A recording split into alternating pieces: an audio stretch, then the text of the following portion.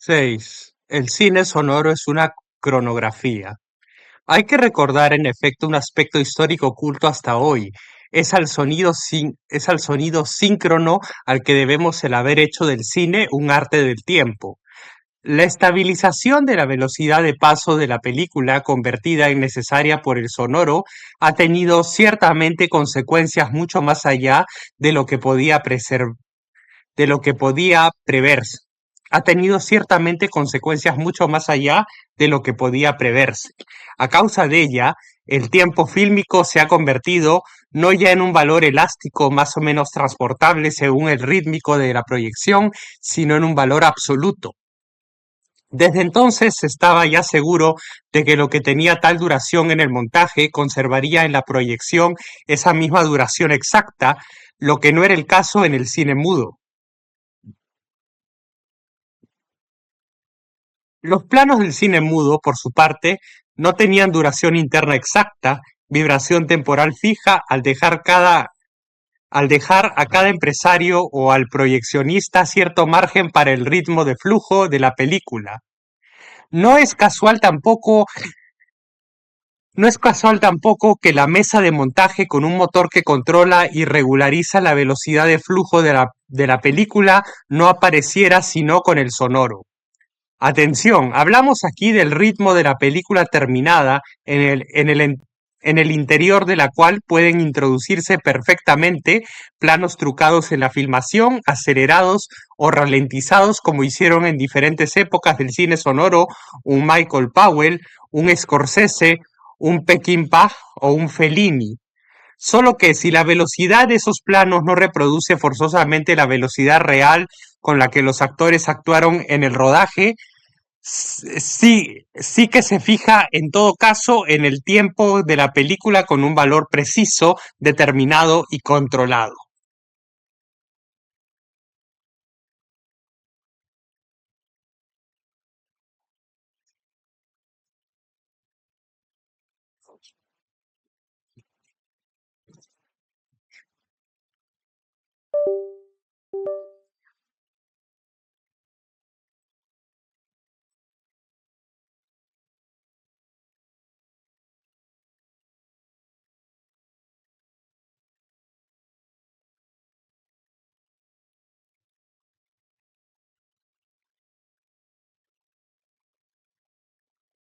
El sonido, pues, ha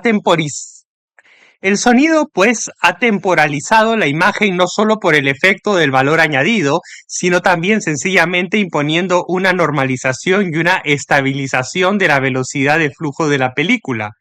Un Tarkovsky mudo no habría sido concebible y lo que el realizador ruso decía del cine, que es el arte de esculpir en el tiempo, no habría podido decirlo ni sobre todo hacer, no habría podido decirlo ni sobre todo hacer 10 en la época del cine mudo. Él, que ilustraba sus largos planos con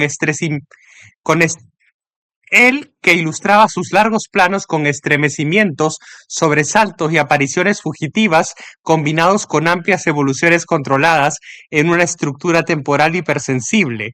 El cine sonoro puede llamarse, pues, cronográfico.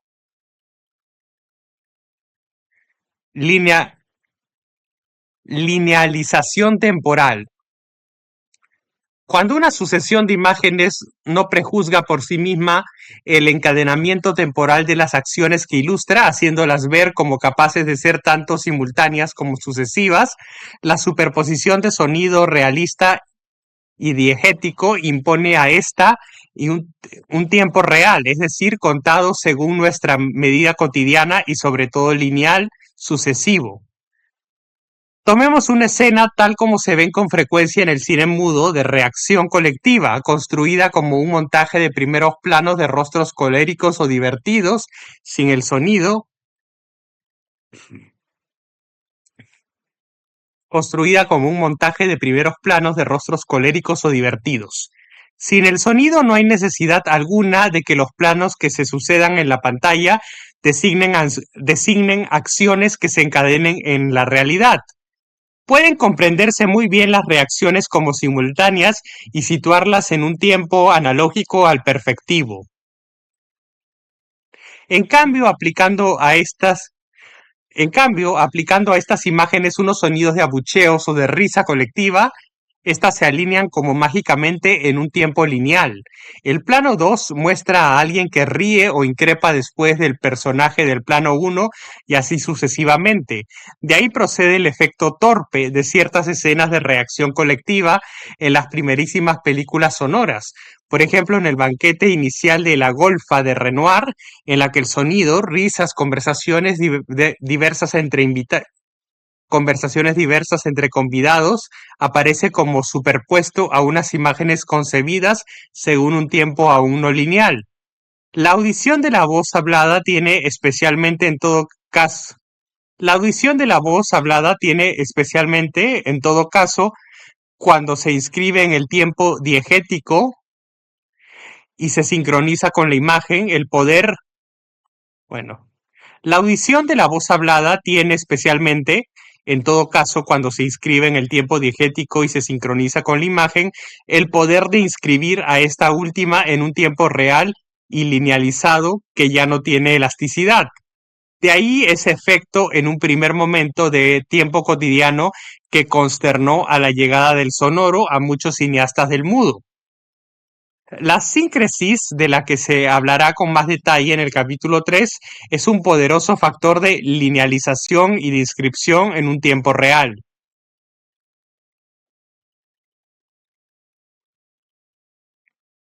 Vecto- vectorias- vectoria- Vectorización del tiempo real.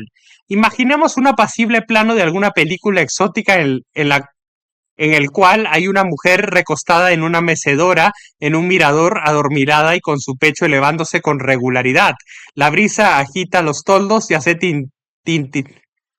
tintinear las campanillas de bambú colgadas cerca de la entrada. Las hojas de los plátanos se agitan al viento. Podemos muy bien proyectar este plano tan poético desde la última a la primera imagen y nada esencial cambiará en él. Todo parecerá ahora igualmente natural. Se dirá entonces que el tiempo del que es portador este plano es real, puesto que está lleno de microsucesos que reconstituyen la textura del presente, pero que no está vectorizado entre el sentido del pasado hacia el futuro o del futuro hacia el pasado, no advertimos diferencia sensible alguna. Tomemos ahora los sonidos con los que podría sonorizarse esta escena, sonidos grabados in situ, en directo, o que se han reconstituido después, la respiración de la mujer, el viento, el tintineo de las good chimes.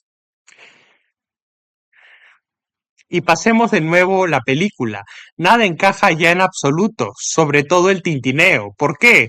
Porque cada uno de estos entrechocamientos, constituido por un choque y una pequeña resonancia decreciente, es una historia acabada, orientada en el tiempo orientada en el tiempo de una manera precisa e irreversible. Invertidos se advierte enseguida como al revés. Los sonidos están vectorizados, lo mismo en cuanto a las gotitas de agua del prólogo de persona. La menor de ellas impone un tiempo real y reversible porque presenta una curva orientada de cierta manera en el tiempo, pequeño choque y resonancia muy fina, que concuerda con la lógica de la gravedad y el retorno a la inercia.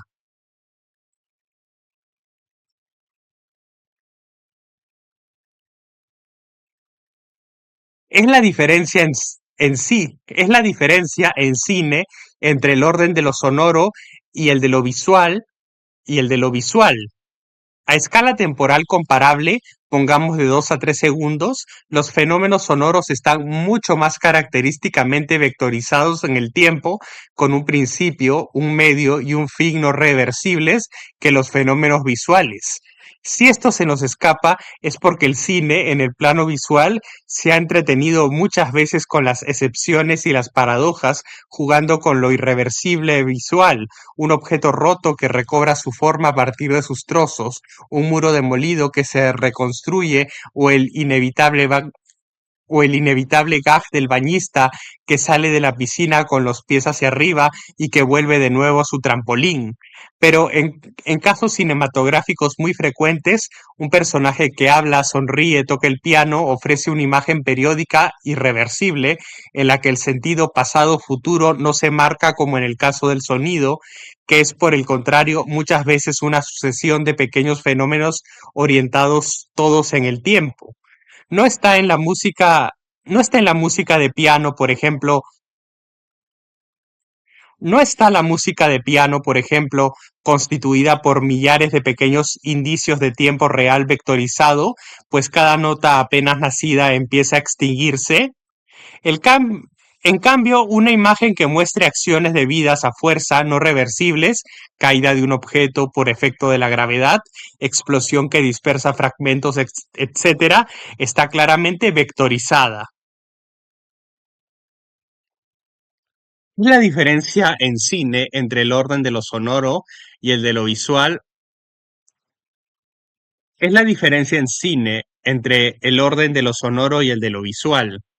A escala temporal comparable, pongamos de 2 a 3 segundos, los fenómenos sonoros están mucho más característicamente vectorizados en el tiempo, con un principio, un medio y un fin no reversibles que los fenómenos visuales. Si esto se nos escapa es porque el cine, en el plano visual, se ha entretenido muchas veces con las excepciones y las paradojas, jugando con lo irreversible visual, un objeto roto que recobra su forma a partir de sus trozos, un muro demolido que se reconstruye, o el inevitable gag del bañista que sale de la piscina con los pies hacia arriba y que vuelve de nuevo a su trampolín. Pero en casos cinematográficos muy frecuentes, un personaje que habla, sonríe, toca el piano, ofrece una imagen periódica y reversible en la que el sentido pasado-futuro no se marca como en el caso del sonido, que es por el contrario muchas veces una sucesión de pequeños fenómenos orientados todo en el tiempo.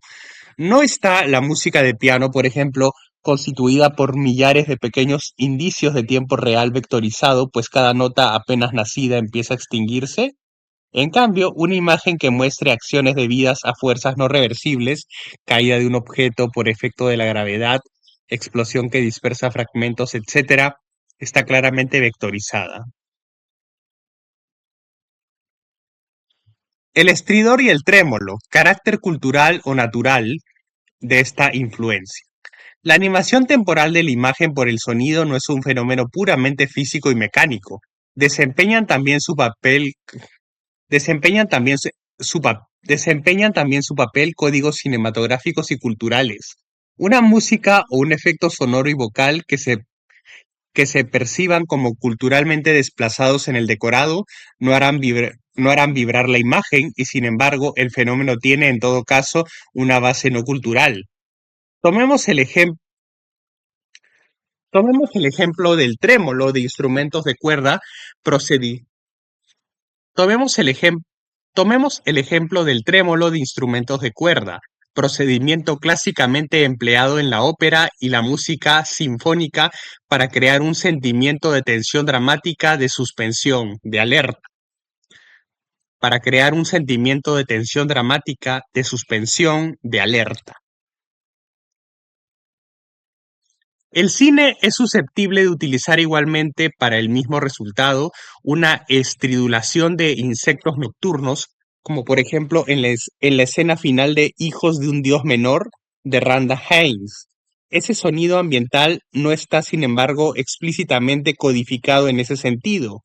No es un procedimiento de escritura oficialmente inventariado, y a pesar de esto puede tener sobre la percepción dramática del tiempo exactamente la misma propiedad que tiene el trémolo orquestal, concentrar la atención y hacernos sensibles a la menor vibración en la pantalla.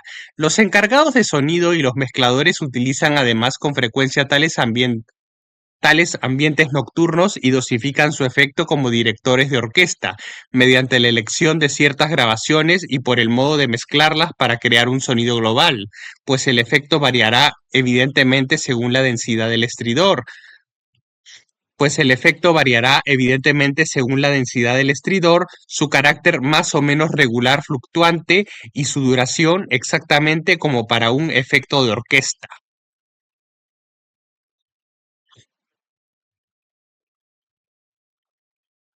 Ahora bien, ¿qué hay de común para que el espectador de cine entre un trémolo de cuerdas en una orquesta que él localiza como procedimiento musical cultural y un ruido animal que persigue como una emanación natural del decorado en el que se sitúa la acción sin considerar ni siquiera durante un segundo que éste haya podido grabarse independientemente de la imagen y recomponerse cuidadosamente?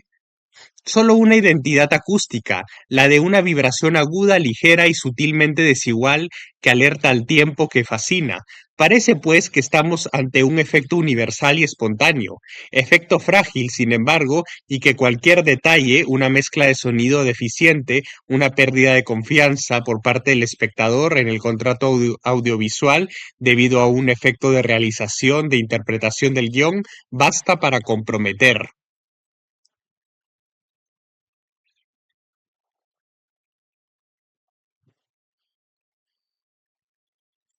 Así sucede, por otra parte, con todos los efectos de valor añadido que nada tienen de mecánico, fundados en una base psicofisiológica. No, así sucede, por otra parte, con todos los efectos de valor añadido que nada tienen de mecánico, fundados en una base psicofisiológica, no operan sino en ciertas condiciones culturales, estéticas y afectivas por una interreacción de todos los elementos.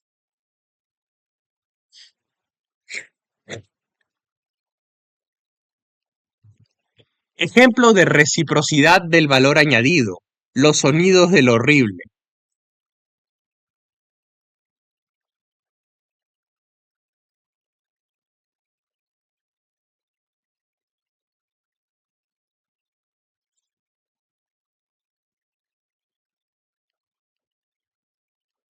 El valor añadido es recíproco. Si el sonido hace ver la imagen de modo diferente a lo que esta imagen muestra sin él, la imagen por su parte hace oír el sonido de modo distinto a cómo éste resonaría en la oscuridad. Sin embargo, a través de esa doble ida y vuelta, la pantalla sigue siendo el principal soporte de esta percepción. El sonido transformado por la imagen sobre la que influye reproyecta finalmente sobre esta el producto de sus influencias mutuas.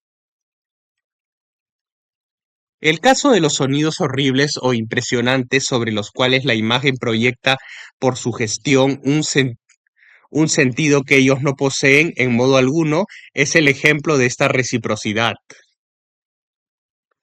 Todo el mundo sabe, en efecto, que el cine sonoro clásico, en el que se evitaba mostrar ciertas cosas, acudía al sonido en ayuda de su tabú visual para sugerir el espectáculo de una manera mucho más impresionante que si se hubiese tenido ante la vista. El ejemplo arquetípico de ello se encuentra al principio de la obra maestra de Aldrich, El beso mortal, cuando la fugitiva ala que Ralph Meeker ha recogido en autostop es atrapada por sus perseguidores y sometida a tortura. De esta tortura el espectador no ve sino dos piernas desnudas que forcejean mientras que oye los gritos de la desdichada. He aquí, se dirá, un efecto típicamente sonoro. Ciertamente, pero a condición de precisar que lo que hace tan aterradores los gritos no es su propia realidad acústica, sino lo que la situación narrada y lo que se deja entrever inducen a proyectar sobre ellos.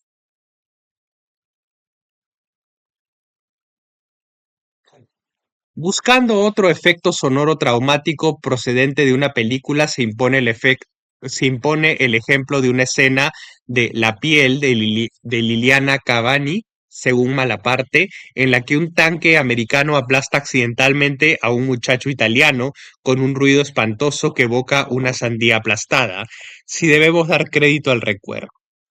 El espectador pocas veces habrá oído el ruido real de un cuerpo humano así tratado, pero puede imaginar que el acontecimiento tendrá, ah, pero puede imaginar que el acontecimiento tendrá también algo de húmedo algo de húmedo y viscoso. Por otra parte, es evidente que el sonido de la película de Cavani ha sido elaborado con un truco de sonido, acaso justamente aplastando una fruta.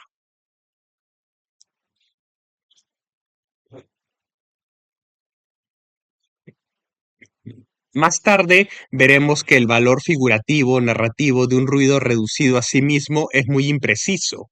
Un mismo sonido puede, pues, según el contexto dramático y visual, contar cosas muy distintas, puesto que para el espectador de cine, más que el realismo acústico, es el criterio de sincronismo ante todo y secundariamente de verosimilitud global, y secundariamente de verosimilitud global, una verosimilitud que es asunto no de verdad, sino de convención, el que lo llevará, el que lo llevará a suponer un sonido a un suceso o fenómeno, el que lo llevará a superponer un sonido a un suceso o fenómeno. El mismo sonido podrá, pues, sonorizar de manera convincente en una comedia la sandía que se aplasta y en una película de guerra el cráneo hecho papilla. Ese mismo ruido será en un sitio jubiloso y en otro insoportable.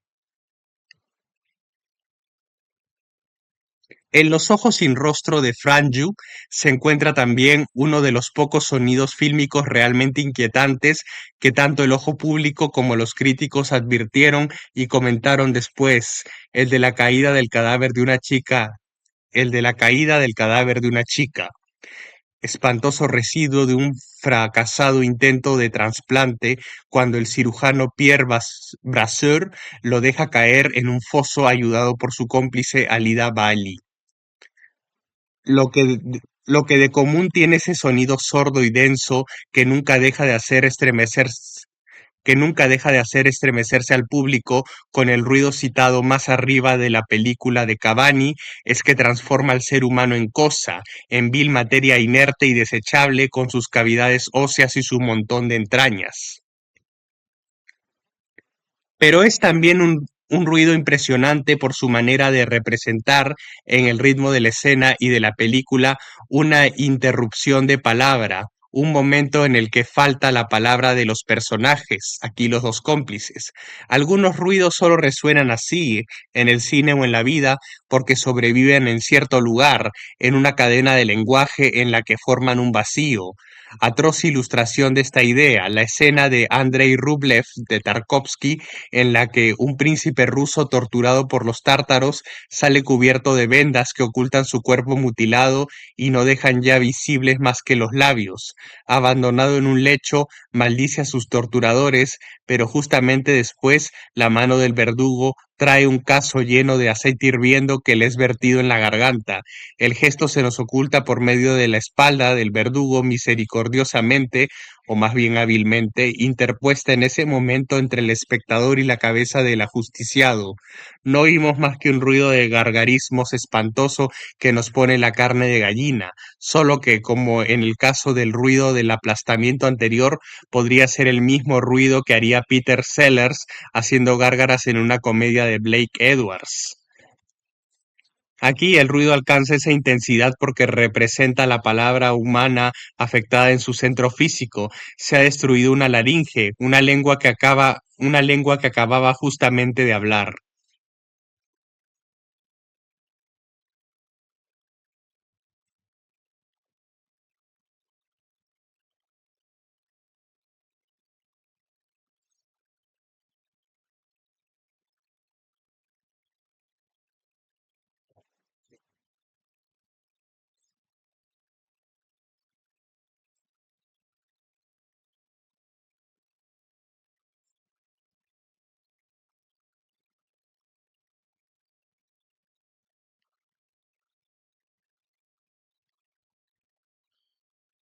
2. Las tres escuchas. Primera actitud de escucha, la escucha causal.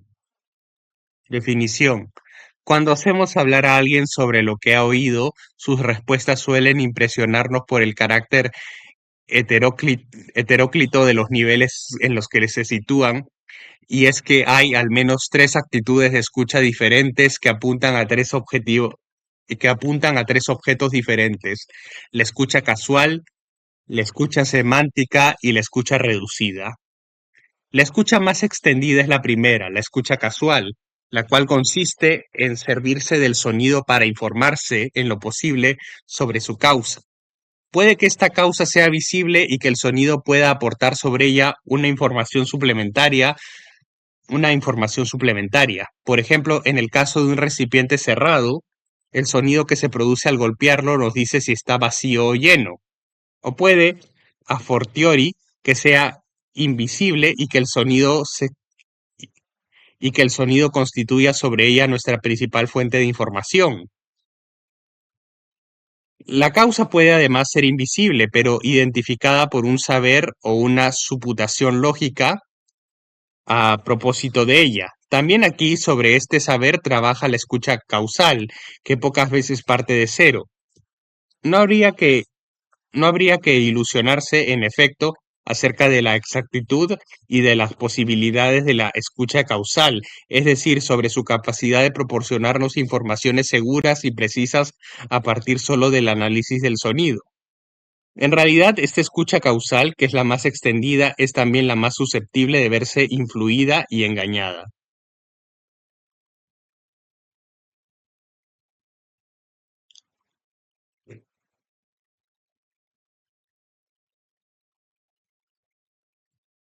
Naturaleza de la identificación causal. La escucha causal puede realizarse en diferentes niveles. Unas veces reconocemos la causa precisa e individual, la voz de una persona determinada, el sonido de un objeto único entre todos. Pero este reconocimiento se hace pocas veces solo a partir del sonido, fuera de todo contexto. Pero este reconocimiento se hace pocas veces solo a partir del sonido, fuera de todo contexto. Apenas hay nada fuera del individuo humano que emita mediante su voz hablada un sonido característico suyo y solo suyo. En cambio, diferentes perros de la misma especie tienen el mismo ladrido, o en todo caso, lo que viene a ser lo mismo, no somos capaces de diferenciar el ladrido de un bulldog del de otro bulldog, o incluso del de un perro de raza semejante. Si se supone que los perros son capaces de identificar entre cientos de voces la de su dueño, es muy dudoso que ese dueño pueda discernir entre todas, con los ojos cerrados y sin informaciones suplementarias, la voz de su perro.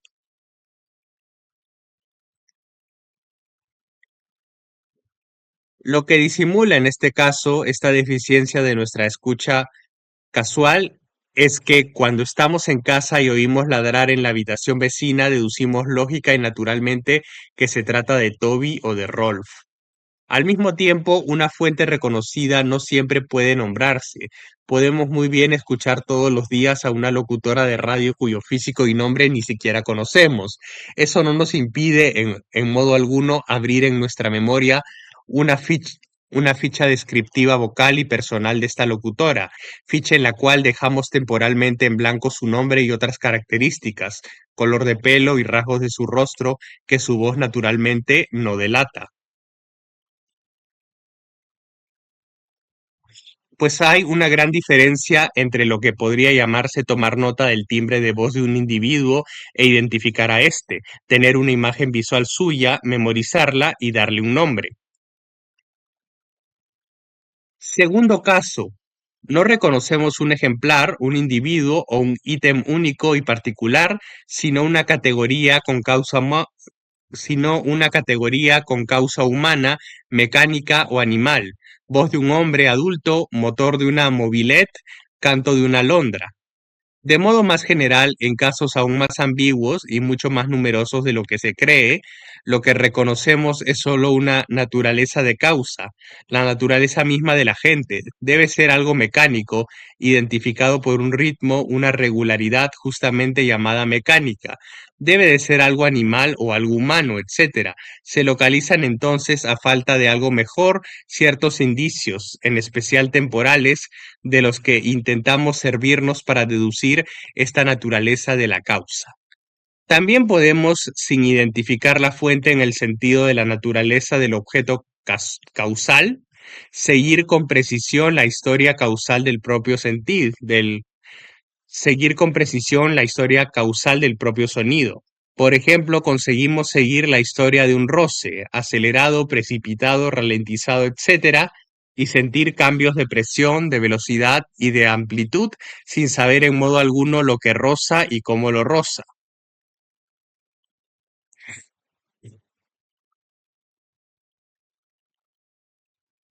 La fuente es un cohete de varios cuerpos. No hay que olvidar finalmente que un sonido no siempre tiene una fuente única, sino que al menos dos, incluso tres o aún más. Tomemos el rasgueo del rotulador con el que se escribe el borrador de este texto. Las dos fuentes del sonido son el rotulador y el papel, pero también el gesto de escribir y además nosotros que escribimos y así sucesivamente. Si este sonido se graba y se escucha en un magnetófono, la fuente del sonido será también el altavoz, la banda magnética en la que se ha fijado el sonido, etcétera. Observemos que en el cine, la escucha causal es manipulada constantemente y por completo por el contrato audiovisual y especialmente por la utilización de la síncresis. Se trata, en efecto, la mayoría de las veces no de las causas iniciales de los sonidos, sino de causas en las que se nos hace creer.